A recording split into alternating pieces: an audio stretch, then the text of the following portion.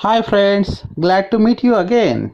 Today we will discuss about the poem Money by William H. Davis, which is included in class 12th English syllabus. The poem gives us very good lesson of importance of money. The poet speaks about how he had never known true happiness until he became poor. Let's see the information of the poet. William H. Davis was born in 1871 and died in 1940. William H Davis यांचा जन्म 1871 साली झाला व 1940 मध्ये ते स्वर्गवासी झाले. Before taking information of the poet, I request you to watch full video and subscribe my channel. He was a Welsh poet. ते वेल्श या प्रांतातील कवी होते. वेल्श हा युनायटेड किंगडमचा एक भाग आहे. He spent a significant part of his life as a tramp or hobo in the United Kingdom and the United States. बघा इकडे नवीन शब्द आलेला आहे, अ ट्रॅम्प म्हणजे person travels from place to place. एका ठिकाणी न राहता एका ठिकाणाहून दुसऱ्या ठिकाणी सतत प्रवास करणारा व्यक्ती. आणि होबो म्हणजे होमलेस पर्सन, म्हणजे ज्याच्याकडे घर नाही, स्वतःचं घर नाही. आणि मग विल्यम डेव्हिस आहेत हे युनायटेड किंगडम तसंच युनायटेड स्टेट्स येथे एका ठिकाणी न राहता ते सतत फिरत राहिले. दुसरी एक महत्त्वाची गोष्ट त्यांच्या बाबतीत सांगता येईल आपल्याला की त्यांनी आयुष्यामध्ये सतत फिरून बरेच अनुभव जमा केले, वेगवेगळी माणसं पाहिली आणि माणसं वाचायला ते शिकले. या जगामध्ये सत्य काय आहे ते शोधण्याचा त्यांनी प्रयत्न केला. He became a peddler and street singer in England. आता इकडे आपल्याला पेडलर शब्द नवीन आलेला आहे. पेडलर शब्दाचा अर्थ पाहूया. A person who sells stolen goods म्हणजे चोरीच्या वस्तू वगैरे विकणे, अवैधरित्या विक्री करणे. आणि एक दुसरा शब्द इकडे नाही, परंतु त्याचा अर्थसुद्धा आपण जाणून घेऊया. स्पेलिंग थोडी वेगळी आहे, उच्चार जवळजवळ सारखाच आहे. Peddler, a person who goes from place to place selling small items म्हणजे आपण त्याला फेरीवाला वगैरे म्हणूया, अशा अर्थाचा दुसरा असणारा शब्द. इंग्लंडमध्ये रस्त्यावर गाणे आणि वस्तू विकणे अशी सुद्धा त्यांनी काही कामं केली. After several years of wandering life he published his first volume the soul's destroyer and other poems. अशी बरीच वर्ष भटकंती केल्यानंतर त्यांनी त्यांचा पहिला जो कविता संग्रह आहे the soul's destroyer and other poems हा त्यांचा पहिला कविता संग्रह त्यांनी प्रकाशित केला. Now about the poem. The poet tells us about the rich man who wants to be a poor man to find the real happiness.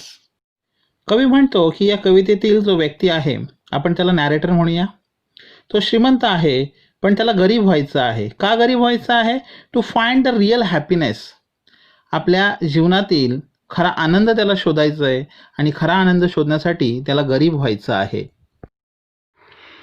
It is when we do not have money or have lost our money we realize how important the money is.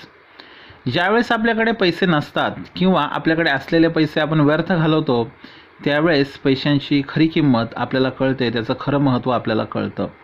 At the end the poet says that now he doesn't have money he has two friends though they may be few. कवी सगळ्यात शेवटी म्हणतो की आता माझ्याकडे पैसे नाहीत तरीसुद्धा माझ्याकडे खरे मित्र आहेत, जरी ते संख्येनं कमी असले तरी मात्र ते माझे खरे मित्र आहेत, असं कवी म्हणतो. Let's see the poem. There are 5 stanzas in this poem. The first stanza. When I had money money O I knew no joy till I went poor. For many a false man as a friend came knocking all day at my door. Here, poet in the first line at last says, money oh. Here, money oh, he says in negatively. We can see this negativity in second line. I knew no joy till I went poor. Here, we can see inverse relationship between money and joy, happiness.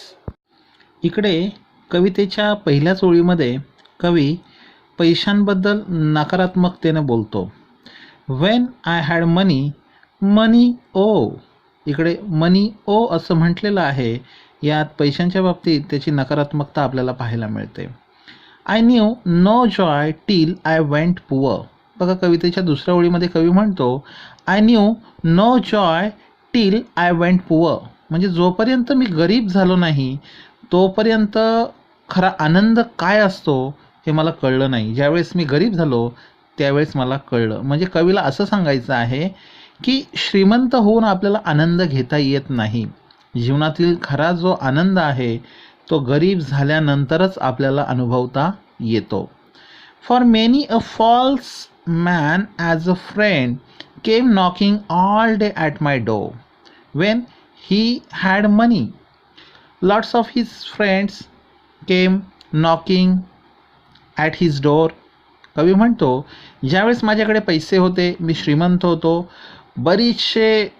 बरीचशी जी असणारी लोकं आहेत, बरेचसे लोक आहेत, ते स्वतःला माझे मित्र म्हणून घेत माझ्या दारावर ठोठावायला यायचे आणि ते स्वतःला माझे मित्र म्हणून घ्यायचे.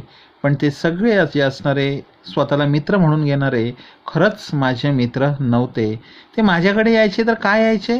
कारण की माझ्याकडे काय होता? पैसा होता आणि त्या पैशासाठी ते माझ्याकडे यायचे आणि मला मित्रता दाखवायचे. ते जे नातं होतं ते पैशांसाठीचं असणारं खोटं नातं होतं असं कवीला या पहिल्याच स्टांजामधून सांगायचं आहे. चला या पहिल्या स्टांजामध्ये आलेले काही पोएटिक डिव्हाइसेस आहेत ते पाहूया. पहिला पोएटिक डिव्हाइस पाहूया रायमिंग स्कीम. तर पहा या कवितेच्या ओळींमध्ये असणारे शेवटचे शब्द आहेत ते आपण पाहूया. पहिल्या कवितेच्या ओळीमध्ये शेवटचा शब्द आहे ओ, त्याच्यानंतर दुसऱ्या ओळीतला पुअर, तिसरा अ फ्रेंड आणि चौथ्या ओळीतला आहे माय डोर. तर बघा डोर, तर याच्यामध्ये ओ हा जो शब्द आहे याचा रायमिंग वर्ड आपल्याला कुठेच पाहायला मिळत नाही. त्याच्यानंतर दुसरा शब्द आहे पुअर, याचा रायमिंग वर्ड आपल्याला पाहायला मिळतो शेवटचा पुअर, त्याचा रायमिंग वर्ड आहे डोर. त्याच्यानंतर तिसरा शब्द आहे फ्रेंड, त्यालाही रायमिंग वर्ड आपल्याला पाहायला मिळत नाही. म्हणून मग काय करूया, ओला आपण देऊया नाव ए, पुअर कुठेच सारखा नाही म्हणून त्याला नाव देऊया बी. त्याच्यानंतर फ्रेंड हा तिसरा पूर्णतः नवीन शब्द आहे, त्याला कोणताच जोड रायमिंग यमक जुळणारा शब्द नाही म्हणून त्याला आपण नाव देऊया सी. आणि चौथा जो डोर आहे तो मात्र कशाप्रमाणे आहे, पुअर, बरोबर ना, पुअर डोर. आणि म्हणून पुअरला जर आपण बी दिलेलं आहे तर डोरला सुद्धा आपल्याला कोणतं नाव द्यावं लागेल, बी नाव द्यावं लागेल. म्हणजे अल्फाबेट्स दिले आपण कोणकोणते, ए बी सी बी. म्हणजे या असणाऱ्या पहिल्या स्टांजाची रायमिंग स्कीम आहे ती काय आहे, A B C B. The rhyming scheme of first stanza is A B C B. त्यानंतर या कवितेमध्ये पोएटिक डिव्हाइसेस म्हणून काही अलंकार आलेले आहेत. ते पहिल्या स्टांजामध्ये आलेले अलंकार आपण पाहूया. कवितेची पहिलीच ओळ पाहूया, when I had money, money ओ. आता या ओळीमध्ये आपल्याला पाहायला मिळेल मनी हा शब्द दोनदा आलेला आहे, तो रिपीट झालेला आहे, मनी मनी ओ. म्हणजे ज्यावेळेस एखादा शब्द अशा पद्धतीनं रिपीट होतो त्यावेळेस आपण अभ्यासलेला आहे कोणता अलंकार होतो, रिपिटिशन. आणि म्हणून इकडे कोणता अलंकार आहे, रिपिटिशन हा अलंकार आलेला आहे. त्यानंतर आपण दुसरा फिगर ऑफ स्पीच पाहूया, अलंकार पाहूया. तिसरी ओळ पहा, for many a false man as a friend. आता बघा false man cannot be a friend. म्हणजे एखादा खोटा व्यक्ती जो मनानं खोटा आहे तो कधी मित्र असू शकत नाही, तो मित्र होऊ शकत नाही. परंतु कवी इकडे म्हणतो false man as a friend. म्हणजे मित्र कसा असायला लागतो तर खरा माणूस असावा लागतो, तोच मित्र होऊ शकतो. कुणी मित्र होऊ शकत नाही, एखादा खोटारडा माणूस तर केव्हाच मित्र होऊ शकत नाही. परंतु कवीनं या एकाच ओळीमध्ये अशा प्रकारे दोन विरुद्धार्थी कल्पना वापरलेल्या आहेत. फ्रेंड ही संकल्पना वेगळी आहे, फॉल्स मॅन ही तर त्याच्या पूर्णतः विरुद्ध असणारी संकल्पना आहे. ज्यावेळेस कवितेच्या एकाच ओळीमध्ये कवीच्या माध्यमातून दोन विरुद्धार्थी संकल्पना कल्पना शब्द वापरले जातात त्यावेळेस तिथे अँटिथेसिस नावाचा अलंकार होतो. आणि म्हणून इथे कोणता अलंकार झालेला आहे, antithesis. Antithesis, two opposite ideas are expressed in the same line असं आपल्याला म्हणता येईल. Now, second stanza of the poem. Then felt I like a child that holds a trumpet that he must not blow, because a man is dead. I dared not speak to let this false world know. Here, new word, trumpet. Trumpet means a name of musical instrument. Here, poet says that he is like a child that holds a trumpet, but he cannot blow it. म्हणजे बघा, कवी म्हणतो की मी एका लहान मुलाप्रमाणे आहे की ज्याच्या हातामध्ये ट्रम्पेट आहे, पण ट्रम्पेट असून सुद्धा तो वाजवू शकत नाही. का? तर त्याच्यावर काही रिस्ट्रिक्शन्स आहेत. म्हणजे काय? While leading a life of richness, the life of poet was abundant with many restrictions and etiquettes. म्हणजे ज्यावेळेस त्याच्याकडे पैसे होते, श्रीमंतपणाचं जीवन तो जगत होता, त्यावेळेस मात्र असं असताना सुद्धा त्याच्यावर खूप साऱ्या रिस्ट्रिक्शन्स होत्या, बंधनं होती आणि एटिकेट्स, मॅनर्स ते त्याला पाळावे लागत होते आणि त्याच्यामुळे त्याच्या मनाप्रमाणे त्याला अजिबात वागता येत नव्हतं. आपण लहान बाळ पाहतो की तो त्याच्या मनाप्रमाणे वागत असतो, त्याला जे वाटेल ते तो करत असतो, आनंद घेत असतो. परंतु इकडे कवीला सुद्धा असं वाटतं की आपण जीवनाचा आनंद घेतला पाहिजे, जीवनातील खरा आनंद आहे तो शोधला पाहिजे. त्याच्या हातामध्ये ट्रम्पेट आहे पण तो वाजवू शकत नाही, अशी असणारी अवस्था पैसे असताना कवीची झालेली आहे. Here, I remember the movie Titanic. In the movie, the hero Jack belongs from lower class and heroine Rose belongs from upper class society. Hero enjoyed freedom because there were no tensions, worries of wealth, but Rose had no freedom. All upper class society people had worries of wealth. They had to follow all etiquettes and manners, so they had not freedom. आपण सर्वांनी हॉलिवूडचा असणारा Titanic नावाचा picture पाहिला असेल, film पाहिली असेल. त्याच्यामध्ये आपण पाहिलं की जॅक नावाचा हिरो आहे आणि रोज नावाची हिरोईन आहे. जॅक हा अत्यंत गरीब समाजातील स्तरातून आहे आणि रोज जी आहे ती मात्र श्रीमंत सामाजिक स्तरातून आहे.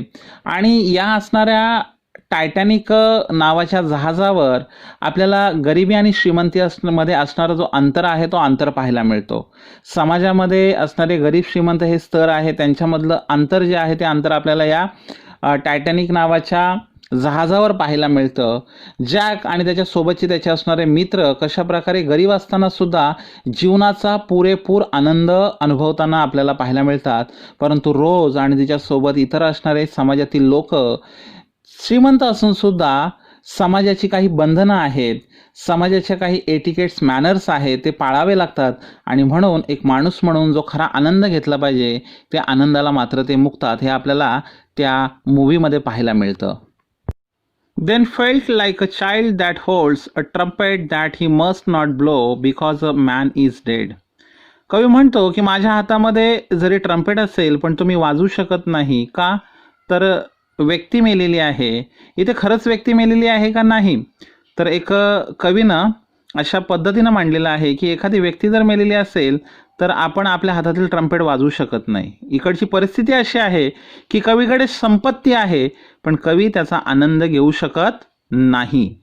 So poet compared his life with a boy having a strong desire to blow trumpet, but due to the circumference and manner he can't do it. According to the poet, true feelings of happiness is buried under the false status of richness. श्रीमंतीचा जो खोटा मोठेपणा आहे त्या खोट्या मोठेपणामुळे कवीची खरी आनंदाची जी भावना आहे ती दाबली गेलेली आहे, पुरली गेलेली आहे. त्यामुळे कवीला जीवनातील आनंद घेता येत नाही. Because a man is dead, I dared not speak to let this false world know.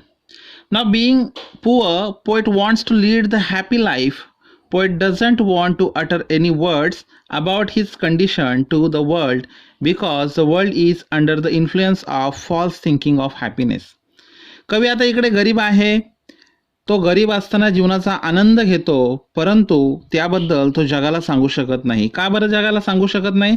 कारण की जग हे श्रीमंतीच्या खोट्या मोठेपणाखाली दाबलं गेलेलं आहे.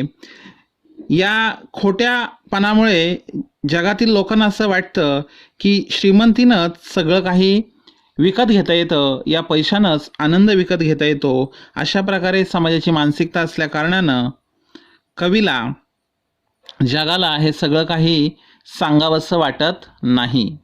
नाव poetic devices of second stanza. या सेकंड स्टांजामध्ये रायमिंग स्कीम पाहूया. काय आहेत शेवटचे शब्द? Holds, blow, dared, no. म्हणजे बघा, होल्ड, डिअर्ड हे शब्द यमक जुळणारे नाहीत, मात्र ब्लो अँड नो हे दोन जे शब्द आहेत हे मात्र यमक जुळणारे आहेत. सेम पहिल्या स्टांजाप्रमाणे होल्ड्सला ए नाव देऊया, ब्लोला बी देऊया, डिअर्डला सी देऊया, आणि ब्लो आणि नो सारखे असल्या कारणानं ब्लोला बी दिला आहे, म्हणून नोला सुद्धा आपण बी देऊया. म्हणजे काय रायमिंग स्कीम झाली? A B C B. जशी पहिली स्टांजामध्ये सुद्धा तशीच होती ए बी सी बी, तशाप्रमाणे या दुसऱ्या स्टांजाला सुद्धा ए बी सी बी अशी रायमिंग स्कीम आपल्याला देता येईल. त्यानंतर आपण पाहूया या कवितेच्या ओळींमध्ये आलेले फिगर ऑफ स्पीच, अलंकार.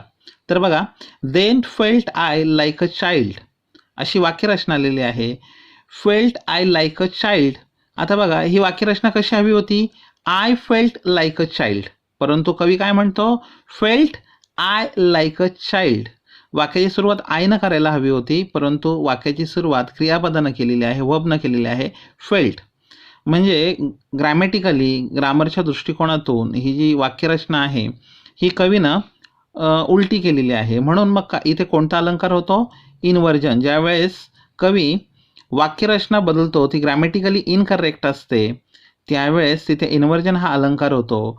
म्हणजे आपल्याला म्हणता येईल, the order of words is I felt like a child. काय वाक्यरचना असायला हवी? I felt like a child. त्याच्यानंतर दुसरा अलंकार आलेला आहे याच ओळीमध्ये, felt I like a child. I like a child, कवी म्हणतो मी लहान मुलाप्रमाणे आहे असं मला वाटतं, असं कवी म्हणतो. तर कवीनं स्वतःची तुलना एका लहान मुलाबरोबर केलेली आहे. ज्यावेळेस कवी अशा प्रकारे कुठल्याही गोष्टींमध्ये तुलना करत असतो, तुलना करत असताना दोन अलंकार होतात, एक तर सिमिली, दुसरा मॅटाफर. परंतु तुलना करत असताना लाईक, ॲज, सो असे शब्द वापरून जर तुलना केली तर सिमिली हा अलंकार होतो, आणि हे शब्द न वापरता इनडायरेक्ट कंपॅरिझन जर केली तर मग मात्र तिकडे मेटाफर हा अलंकार होतो. इकडे लाईक शब्द वापरलेला आहे आणि म्हणून कोणता अलंकार आलेला आहे? Simile. The poet compares himself with a child असं आपल्याला म्हणता येईल. Now third stanza of the poem. Much have I thought of life and seen how poor men's hearts are ever light, and how their wives do hum like bees about their work from morn till night. बघा, much have I thought of life and seen. Thought of life and seen. Here poet says he has observed and learned the aspect of life minutely. म्हणजे इकडे कवी म्हणतो I thought of life, मी जीवनाबद्दल बराच विचार केला, and scene, मी जीवनामध्ये बरंच काही पाहिलं. म्हणजे काय तर खूप सारे अनुभव घेतले, शिकलो. Poet has observed and learn the aspect of life minutely. त्यानं सूक्ष्म पद्धतीनं जीवनाचा अभ्यास केलेला आहे आणि जीवनाचं निरीक्षण केलेलं आहे. म्हणून कवी म्हणतो Much have I thought of life and seen how poor men's hearts are ever light. काय पाहिलेलं आहे? कशाचा अनुभव घेतलेला आहे? How poor men's hearts are ever light. He observed that hearts of poor person is more delighted and contented. म्हणजे ही जी गरीब माणसं आहेत यांच्या हृदयामध्ये, यांच्या मनामध्ये काय भरलेलं आहे? तर आनंद भरलेला आहे. ते कुठल्याही दुःखानं जड नाहीत, हेवी नाहीत. एवर लाईट, कशा आहेत? लाईट आहेत, हेवी नाहीत, हलके आहेत. कशानं? तर आनंदानं, समाधानानं ते आनंदी आहेत. म्हणजे गरीब असून आपल्याला जीवनाचा आनंद घेता येतो हे कवीने इकडे व्यक्त केलेलं आहे. And how their wives do hum like bees. Hum म्हणजे काय? तर मधमाशा ज्याप्रमाणे अशा प्रकारे त्यांच्या पंखानं जो आवाज येतो त्याला हमिंग म्हणतो आपण, हमिंग साऊंड म्हणतो. And how their wives do hum like bees about their work from morn till night. इकडे मॉर्न शब्द आलेला आहे. मॉर्न म्हणजे morning. The wives of poor persons are humming like bees about the efforts taken by their husbands from morning to night. म्हणजे बघा, ही गरीब जी लोक आहेत ही सकाळपासून संध्याकाळपर्यंत राबत असतात आणि यांच्या असणाऱ्या ज्या पत्नी आहेत त्या मात्र आपल्या नवऱ्यानं केलेली जी कामं आहेत त्या कामांबद्दल त्या कौतुक करत असतात, त्या बोलत असतात. Poor persons work very hard to earn. या गरीब लोकांना पैसे कमवण्यासाठी खूप मेहनत करावी लागते. Poor persons are struggling to get penny and save it while wives are busy in their household work. म्हणजे ज्यावेळेस ही जी गरीब लोक आहेत ही फार मेहनत करत असतात, काम करत असतात, त्यावेळेस मात्र यांच्या ज्या असणाऱ्या स्त्रिया आहेत त्या घरामध्ये त्यांच्या घरकामामध्ये त्या व्यस्त असतात आणि ते काम करत असताना आपल्या नवऱ्याच्या कामाबद्दल सुद्धा त्या बोलत असतात. दे आर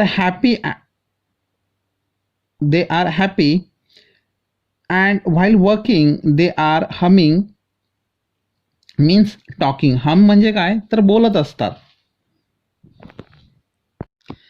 काही ठिकाणी नोट्समध्ये पाहिल्यानंतर या हम शब्दाचा अर्थ असा सुद्धा दिलेला आहे की हम म्हणजे त्या तक्रार करतात. They are complaining about their poverty.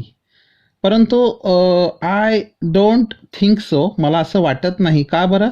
Because all poor persons are very contented.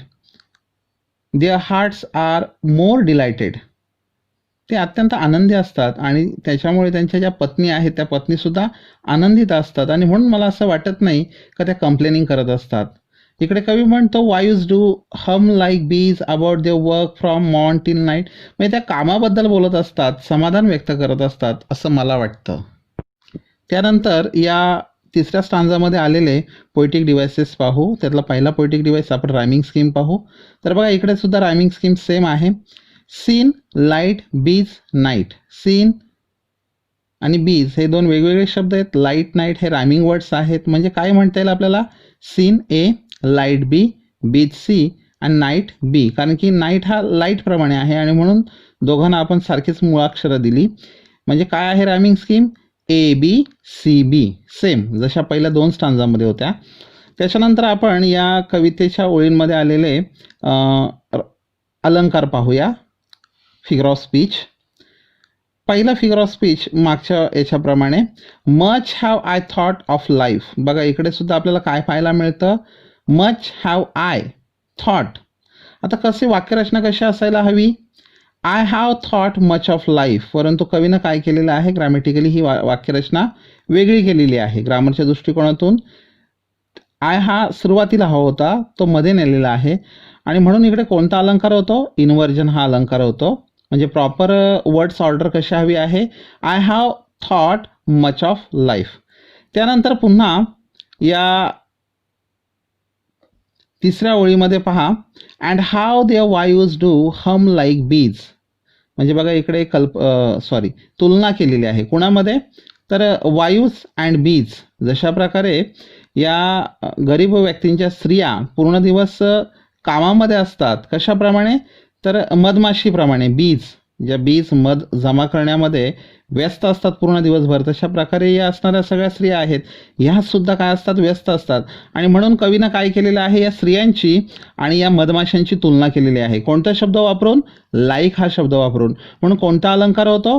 Simile हा अलंकार इकडे होतो. The wives of poor men are as busy as bees in their work. म्हणजे जशाप्रमाणे या मधमाशा जेवढ्या व्यस्त असतात कामामध्ये, तेवढ्याच या सगळ्या स्त्रियासुद्धा व्यस्त असतात. त्या दोघांमध्ये कवीनं केलेली ही तुलना आहे. त्यानंतर इकडे एक नवीन फिगर ऑफ स्पीच आपल्याला पाहायला मिळतं. ओनोमॅटोपोइया हा अलंकार आलेला आहे. केव्हा येतो हा अलंकार? ज्यावेळेस कवितेच्या ओळींमध्ये एखादा ध्वनी व्यक्त करणारा शब्द येतो. कुठलाही ध्वनी व्यक्त करणारा शब्द. इकडे कोणता शब्द आलेला आहे? Hum. The word hum expresses sound. आणि म्हणून इकडे कोणता अलंकार आलेला आहे? Onomatopoeia. The word hum expresses sound. Fourth stanza of the poem. So when I hear these poor ones laugh and seen the rich ones coldly frown. Poor men think I need not go up so much as rich men should come down. So when I here, ज्यावेळेस मी ऐकतो, दिस poor ones laugh, ज्यावेळेस मला या गरीब लोकांचं हसू आहे ते ऐकायला मिळतं, and seen the rich ones coldly frown. बघा, कोल्डली फ्राऊन, कोल्डली म्हणजे काय, भावना शून्यतेने, चेहऱ्यावर कोणत्याही प्रकारची भावना नसलेला, आणि फ्राऊन म्हणजे काय, तर कपाळावरील आढ्या. तर ही श्रीमंत लोक आहेत, यांच्या कपाळावर नेहमीच आपल्याला काय पाहायला मिळतात, आढ्या पाहायला मिळतात, आणि त्यांच्या चेहऱ्यावर आपल्याला भावना शून्यता पाहायला मिळते. आणि म्हणून कवी म्हणतो, I hear this poor ones laugh and seen the rich ones coldly frown. The poet has felt the difference between the laugh of poor person and rich one. म्हणजे श्रीमंत आणि गरीब या दोघांच्याही हसण्यामधलं जे अंतर आहे ते कवीनं अनुभवलेलं आहे. Poor person laughs without any hesitation. जी गरीब लोक आहेत ना, ते कोणत्याही प्रकारची न कचरता, कोणत्याही प्रकारचं मनामध्ये किंतु न ठेवता ते हसत असतात. त्यांचं जे हसणं असतं ते मनमुराद असतं. It is free and from bottom of heart. ते कसं असतं, फ्री, कोणत्याही प्रकारचं त्यांच्यावर बंधन नसतं, अगदी मनापासून ते हसत असतात. On other side the rich people laugh but it is cold. पण ज्यावेळेस श्रीमंत लोक, आपण दुसऱ्या बाजूला पाहिले की श्रीमंत लोक जे हसत असतात पण त्यांच्या हसण्यामध्ये कोणत्याही प्रकारच्या भावना पाहायला मिळत नाही, भावना शून्यतेने ते हसताना आपल्याला पाहायला मिळतात. अँड ॲम्बिगियस कसं असतं, तर त्याच्यामध्ये आपल्याला संशयास्पद वाटतं. Here poet pointed out that rich people are far away from the real happiness. म्हणजे कवी अगदी सुंदरतेनं सांगतो की ही जी श्रीमंत लोक आहेत ना, ही खऱ्या आनंदापासून फार दूर आहेत. They left behind the real happiness in search of more and more money. पैशाच्या शोधामध्ये जो खरा आनंद आहे तो त्यांनी गमावलेला आहे. त्यांना खरा आनंद काही माहीतच नाही. बघा, poor main think I need not go up so much as rich main should come down. बघा, ही गरीब लोक आहेत ते कधी असा विचार करत नाही की आपण फार पैसा जमा केला पाहिजे, खूप वर गेलो पाहिजे. आणि श्रीमंत लोक आहेत ना, ती खाली येण्याचा कधीच विचार करत नाही. ते पैशाच्याच शोधात असतात.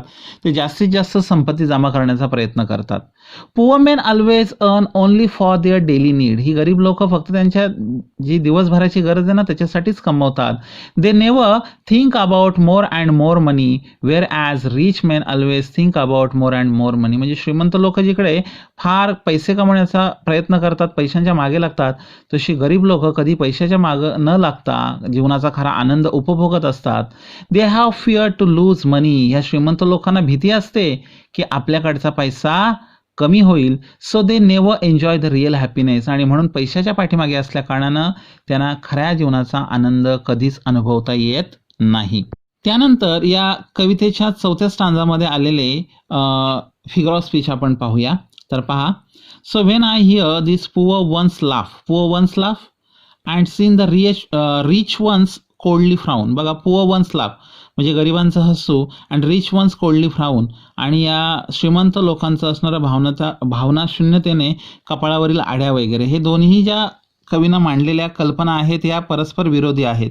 पुअर, रिच हे दोन शब्दसुद्धा कसे आहेत, तर परस्पर विरोधी आहेत.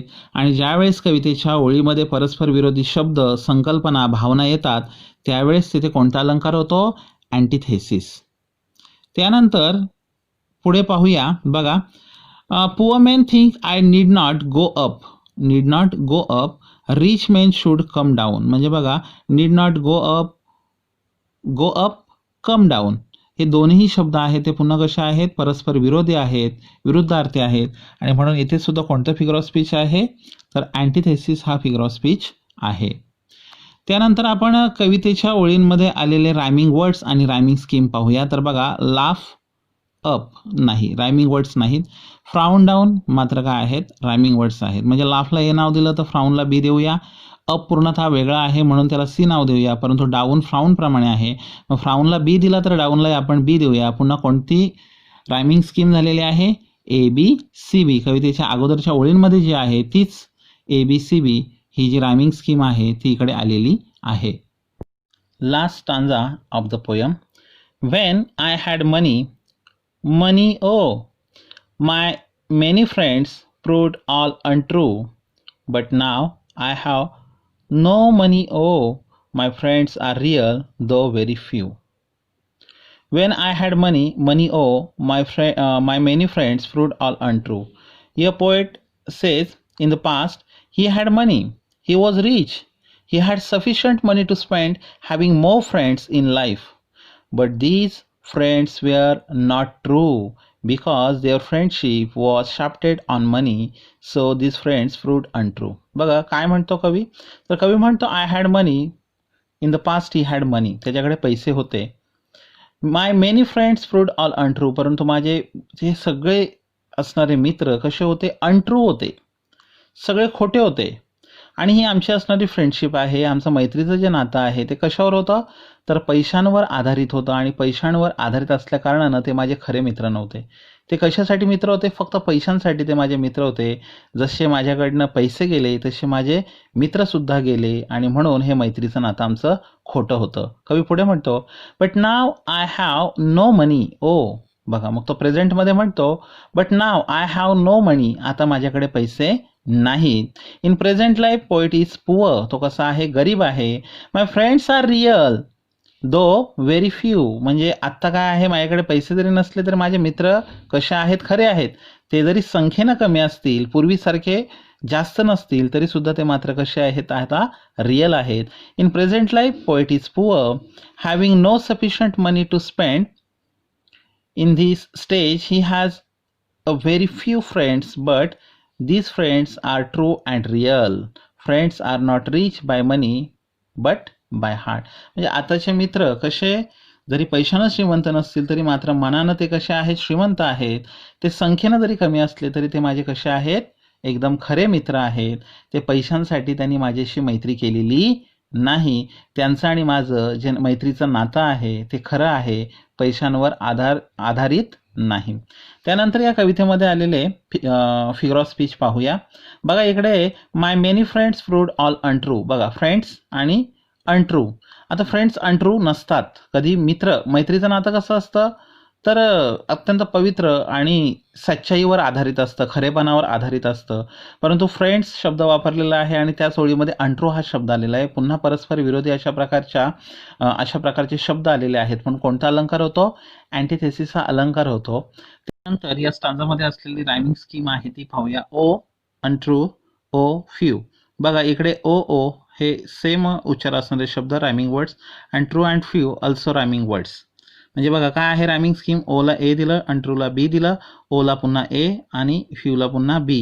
म्हणजे शेवटच्या स्टांजाची असणारी रायमिंग स्कीम आहे ती काय आहे, ए बी ए बी. कवितेच्या सगळ्या स्टांजामध्ये काय रायमिंग स्कीम होती, चारही स्टांजामध्ये ए बी सी बी. परंतु शेवटच्या स्टांजामध्ये काय आहे, A B he rhyming scheme आलेली आहे. धन्यवाद.